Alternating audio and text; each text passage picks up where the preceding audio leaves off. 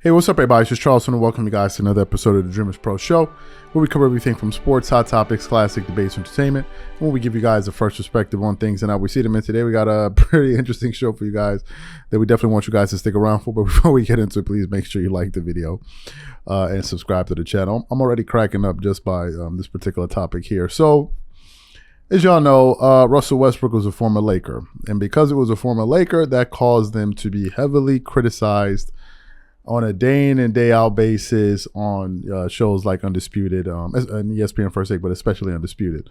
And Skip Bayless and Shannon Sharpe used to take turns and just like leaning into this dude and going off on him, right? Especially when the Lakers would lose games and it would be a high turnover game for Russell Westbrook.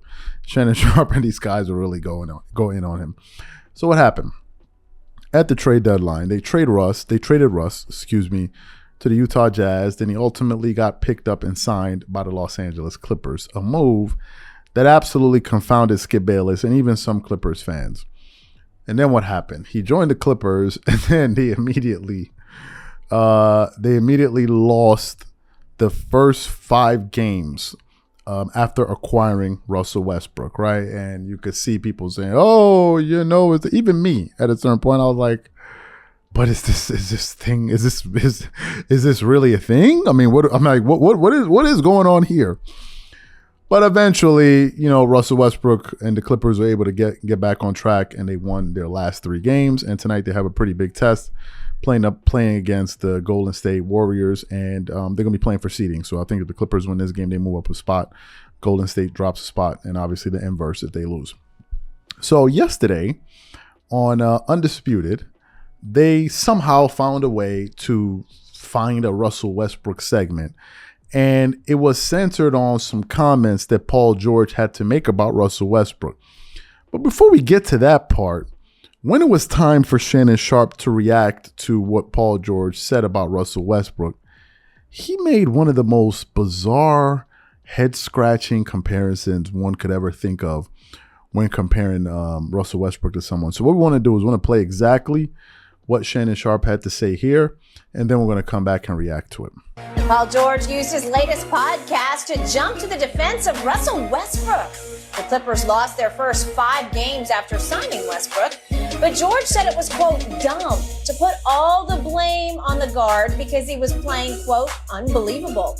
Shannon, does Paul George have a point? Well, Skip, look, yeah, all the blame, but I don't think anybody put all the blame. They was talking about the turnovers and in crucial situations that Russ, you know, turned the ball over. But what I don't get is this Trump-like support of Russ. So he's been on 5 teams in 5 years. So all of these teams are wrong. So everybody, the Lakers, the Wizards, the OKC, the Houston, everybody was wrong. You stopped me with, you got Trump and Russ in the same sentence. But I got it. The support of Russ. Yeah, I got it. In the end, they've been winning lately only because he's been playing Russ less. So you heard what he had to say. He essentially compared Russell Westbrook to Donald Trump. Now, what we want to do is we want to play the comments of what they were actually reacting to. And this is from the Paul George podcast. He has a new show.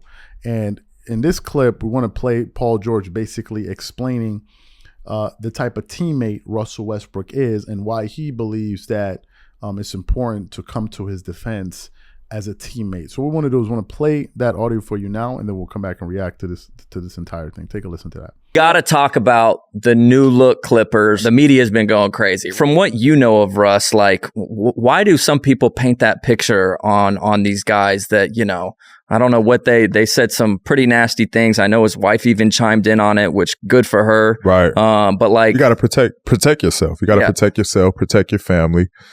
I think it's just because of like, it's what the media sees. Like, it's what they see. And then that's, okay, I can paint the picture of what I want him to be because of what I think he is. Like, of what, you know, he might have done something like, and don't get me wrong, Russ is like, he's very straightforward. Mm-hmm. You know what I mean? Like, no beat around the bush. Like, I'm not twinkling my toes. Like, you're going to know how I feel, and I'm going to show you who I am.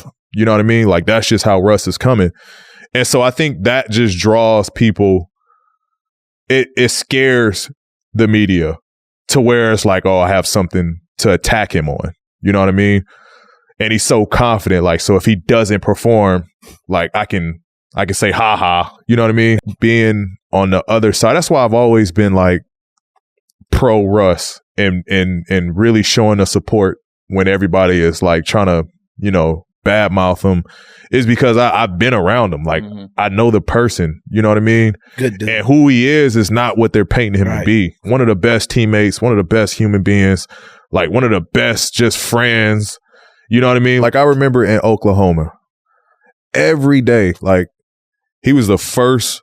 Like, I'll sometimes try to beat Russ to the gym. Like, wow. And I'll see his car parked. It'd be the only car too, parked in our like players parking lot. First car there, Russ. And he's there. Energy. Like, energy. And the craziest thing, what I told the team was like, one thing about Russ, that he had a special relationship with everybody on the team. Like, he would have a conversation with Steve-O about New Zealand stuff, like, it's awesome.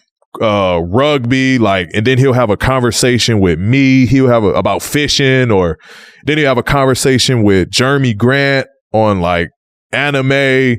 Like, he just, like, he had a connection with everybody on the team where you get on the floor, it was chemistry. Right. Like, this dude really, like, he really know me. Like, he really rocking with me. And so it was just like, like, hell yeah, I want to play for him. Like, you know what I mean? Like, I'm bought in. And I thought that was like really special. So you heard what Paul George had to say there. Now, here are my thoughts on this entire thing. Number one, Undisputed is a Lakers channel. Basically, it's like a Lakers unofficial channel on TV. Because really, that's the only NBA team that they really talk about. Sometimes they'll talk about Kevin Durant and other players, but that's what they talk about every single day on repeat. So I can understand you guys talking about Russell Westbrook for as much as you did in the past. But in this particular case, Westbrook is no longer a Laker. He's now a Clipper. So it's either Skip is the one that's, you know, the producer, meaning coming up with these topics and steering the show towards that direction, or you guys must have something against Russell Westbrook. So that's the first thing. I don't understand why you guys are still talking about him. There's so many players you could talk about in the NBA, but nevertheless, every single time you guys find a way to kind of pinpoint something that's pertaining to Russell Westbrook and his affairs. That's the first part. The second part is Donald Trump. What? Why would you what's the comparison? What are the parallels? They say, well, Russell Westbrook supporters are like Trump support. How? How is what Paul George is saying similar to what a Donald Trump supporter would say? How is it even remotely alike? How? Russell Westbrook, before he joined the Lakers, was averaging triple doubles left and right, and he even helped the Washington Wizards get into the play-in tournament. That's number one. Number two, they talk about Russell Westbrook and has been on all of these different teams. And shout out to Raw for Sports. He brought up this point, and you're like, because these guys are trying to make it seem like no team wants him. The majority of the teams Russell Westbrook has been on, he requested a trade. He requested to be traded from the Washington Wizards to the Lakers. He also requested to be traded out of Houston when he was playing with James Harden. Those are two trades right there involving three separate teams. So it's not like as if he's just this plague that everyone is trying to avoid, like he got the damn cooties or something. No. In a lot of those instances, he requested a trade.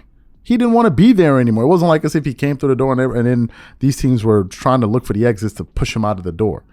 So that's a false narrative. But back to the point about comparing him to Trump. You see, you got to be careful whenever you try to inject politics into sports. You got to be very, very careful, and I'll tell you why. The moment you say something like that, all of a sudden it makes people believe like you have some type of political leaning in your language when you're talking. And they always feel like you have an agenda. They always feel like you're taking a subliminal shot at somebody else. To me, that's absolutely unnecessary. It's absolutely unnecessary. whatever I think about Donald Trump has absolutely zero bearings on the sports content we produce. Zero bearings. There's absolutely zero connection in terms of the NBA and what we're talking about. So to compare that to that, I mean, to me, what I think that does is it ignites two groups. It ignites Russell Westbrook supporters, and then you get Trump supporters coming for you. And my question is, why even do that? Why even do that? Why? This is why I do my best to stay away from politics.